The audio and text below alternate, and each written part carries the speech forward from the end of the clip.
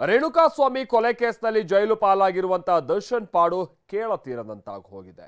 ಜೈಲೂಟ ಸೇರದೆ ಸಾರಥಿ ಸೊರಗ್ ಹೋಗಿದ್ದು ಕುಟುಂಬದವರನ್ನ ಕಂಗೆಡಿಸಿದೆ. ನಿನ್ನೆಯಷ್ಟೇ ಪತ್ನಿ ಹಾಗೆ ಪುತ್ರ ಜೈಲಿಗೆ ಹೋಗಿದ್ದಂತ ಸಂದರ್ಭದಲ್ಲಿ ದರ್ಶನ್ ಕಣ್ಣೀರನ್ನ ಹಾಕಿದಾರಂತೆ. ಮತ್ತೊಂದು ಕಡೆ ಮನೆ ಕೆಲಸದವರಿಂದ ಪೊಲೀಸರು ಬಹಳಷ್ಟು ಮಾಹಿತಿಯನ್ನ ಇವತ್ತು ಸಂಗ್ರಹಿಸಿದ್ದಾರೆ.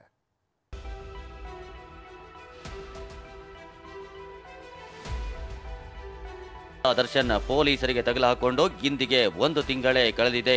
ಪ್ರಕರಣ ಸಂಬಂಧ ದಾಸ ಪರಪ್ಪನ ಅಗ್ರಹಾರ ಜೈಲಲ್ಲಿದ್ದಾರೆ.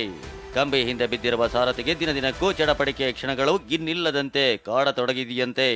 ದರ್ಶನ್ ಮಡದಿ ವಿಜಯಲಕ್ಷ್ಮಿ ಮತ್ತು ಪುತ್ರ ದರ್ಶನ್ ಪರಿಸ್ಥಿತಿ ಕಂಡು ಮರುಗುತ್ತಿದ್ದಾರೆ.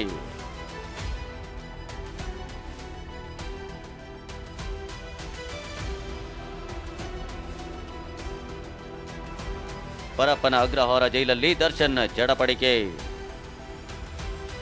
ಜೈಲಲ್ಲಿ ಅಪ್ಪನ ಸ್ಥಿತಿ ಕಂಡು ಕಣ್ಣೀರು ಹಾಕಿದ ಪುತ್ರ.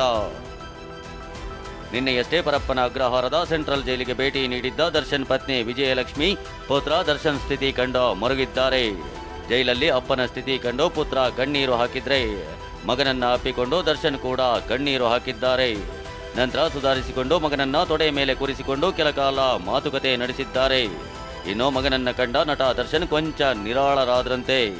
ಗಂಡನನ್ನ ಭೇಟಿಯಾಗಿ ಧೈರ್ಯ ಹೇಳಿದ ವಿಜಯಲಕ್ಷ್ಮಿ ಬಟ್ಟೆ ಹಣ್ಣುಗಳನ್ನ ನೀಡಿ ಮಾತಾಡಿಸಿಕೊಂಡು ಬಂದಿದ್ದಾರೆ.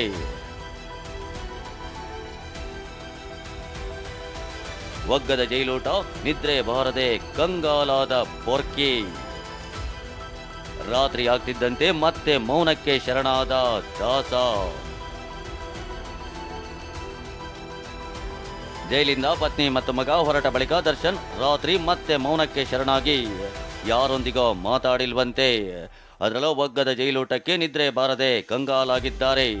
ಪತ್ನಿ ಭೇಟಿ ವೇಳೆ ನನಗೆ ಜೈಲೂಟ ತಿನ್ನೋಕ್ಕಾಗಲ್ಲ ಅಂತ ದರ್ಶನ್ ಹೇಳಿದ್ದಾರಂತೆ. ಇದಕ್ಕೆ ಸಮಾಧಾನ ಹೇಳಿದ ಪತ್ನಿ ಮನೆ ಊಟ ಕೊಡುವ ಬಗ್ಗೆ ಅರ್ಜಿ ಸಲ್ಲಿಸಿದ್ದೇವೆ ಅಂತ ಮಾಹಿತಿ ನೀಡಿದ್ದಾರಂತೆ. ಅಲ್ಲದೆ ಹೊರಗೆ ನಡೆಯುತ್ತಿರೋ ವಿದ್ಯಮಾನದ ಬಗ್ಗೆಯೂ ಪತಿಗೆ ಮಾಹಿತಿ ನೀಡಿದ್ದಾರೆ.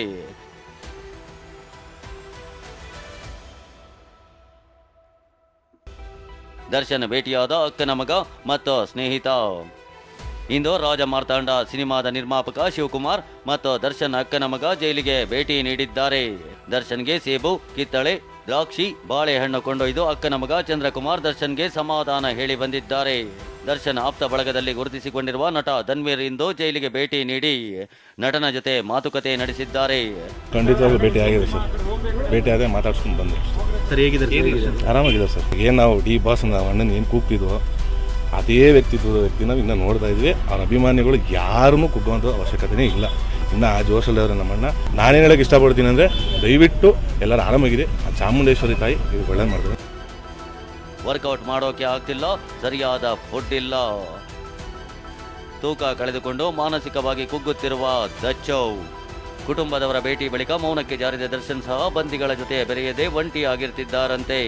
ವರ್ಕೌಟ್ ಮಾಡೋಕ್ಕಾಗದೆ, ಸರಿಯಾದ ಫುಡ್ ಸಿಗದೆ ತೂಕ ಕಳೆದುಕೊಂಡು ಮಾನಸಿಕವಾಗಿ ಕುಗ್ಗಿರೋ ಬಗ್ಗೆ ಮಾಹಿತಿ ಇದೆ. ಸದ್ಯ ಮನೆ ಊಟ ನೀಡೋ ಬಗ್ಗೆ ನಿರೀಕ್ಷೆಯಲ್ಲಿರೋ ನಟ ದರ್ಶನ್ ಜುಲೈ 18ರವರೆಗೂ ಕಾಯಲೇಬೇಕಿದ್ದು ಆ ದಿನ ಕೋರ್ಟ್ ಏನು ಹೇಳುತ್ತೆ ಅನ್ನೋದು ಎಲ್ಲರ ನಿರೀಕ್ಷೆಯಾಗಿದೆ. ನಮ್ಮ ಮನಸ್ಸಿಗಂತೂ ನೋವಾಗಿದೆ. ಆ ಕಡೆ ವೆಂಕಟಸ್ವಾಮಿಯ ಕುಟುಂಬ ಆಗಿರ್ಬೋದು, ಅವ್ರ ಬಗ್ಗೆ ನನಗೆ ಅದೇ ಆದಂಥ ಅಪಾರವಾದ ನೋವಿದೆ. ನನಗೆ ಆಗಬಾರ್ದಾಗಿತ್ತು. ನನಗೇನು ನೋವಾಗುತ್ತೆ ಅದೇ ನೋವಾಗಿದೆ. ನಾನು ಈಗಲೂ ನನ್ನ ಅನಿಸಿಕೆ ಏನು ಅಂತಂದರೆ ಅದೇನೋ ತಪ್ಪಿಲ್ಲ ಅಂತ ಆಚೆ ಬರ್ಬೋದಲ್ವಾ, ಅದನ್ನೇ ಆಗತ್ತೇನೋ ಅನ್ನೋ ನಂಬಿಕೆ ಮೇಲೆ ನಾನಿದ್ದೀನಿ. ದರ್ಶನ್ ಮನೆ ಕೆಲಸದವರನ್ನ ವಿಚಾರಣೆ ಮಾಡಿದ ಪೊಲೀಸರು. ತನಿಖೆಯೂ ಸದ್ದಿಲ್ಲದೆ ಜೋರಾಗಿದೆ. ಕಾಮಾಕ್ಷಿ ಪಾಳ್ಯ ಠಾಣಾ ಪೊಲೀಸರು ದರ್ಶನ್ ಮನೆ ಕೆಲಸದವರನ್ನ ವಿಚಾರಣೆ ಮಾಡಿದ್ದಾರೆ. ಬಾಬುಲ್ ಖಾನ್, ಸುಶೀಲಮ್ಮ, ಅಮೀರ್ ಖಾನ್ನನ್ನ ವಿಚಾರಣೆ ಮಾಡಿದ್ದಾರೆ. ರೇಣುಕಾಸ್ವಾಮಿ ಕೊಲೆ ನಡೆದ ದಿನ ದರ್ಶನ್ ಎಷ್ಟೊತ್ತಿಗೆ ಮನೆಗೆ ಬಂದಿದ್ರು, ಅಂದು ದರ್ಶನ್ ಯಾವ ಕಲರ್ನ ಬಟ್ಟೆಗಳನ್ನ ಧರಿಸಿದ್ರು, ದರ್ಶನ್ ತೊಟ್ಟಿದ್ದ ಬಟ್ಟೆಗಳನ್ನ ತೊಳೆದು ಟೆರೇಸ್ ಮೇಲೆ ಹಾಕಿದ್ಯಾರೋ, ಈ ಎಲ್ಲದರ ಬಗ್ಗೆ ಮೂವರಿಂದಲೂ ಹೇಳಿಕೆ ದಾಖಲಿಸಿಕೊಂಡಿದ್ದಾರೆ. ರೇಣುಕಾಸ್ವಾಮಿ ಕೊಲೆ ಪ್ರಕರಣದಲ್ಲಿ ಜೈಲು ಹಕ್ಕಿಯಾಗಿರುವ ದರ್ಶನ್ ಮೌನಕ್ಕೆ ಜಾರಿದ್ದಾರೆ ಅನ್ನೋ ಸುದ್ದಿ ಸದ್ದು ಮಾಡ್ತಾಗಿದೆ. ಈ ನಡುವೆ ಮನೆ ಊಟಕ್ಕೆ ಬೇಡಿಕೆ ಇಟ್ಟಿದ್ದು ಹೈಕೋರ್ಟ್ ಏನು ಹೇಳುತ್ತೋ ಕಾದು ನೋಡಬೇಕು. Bureau report, TV9.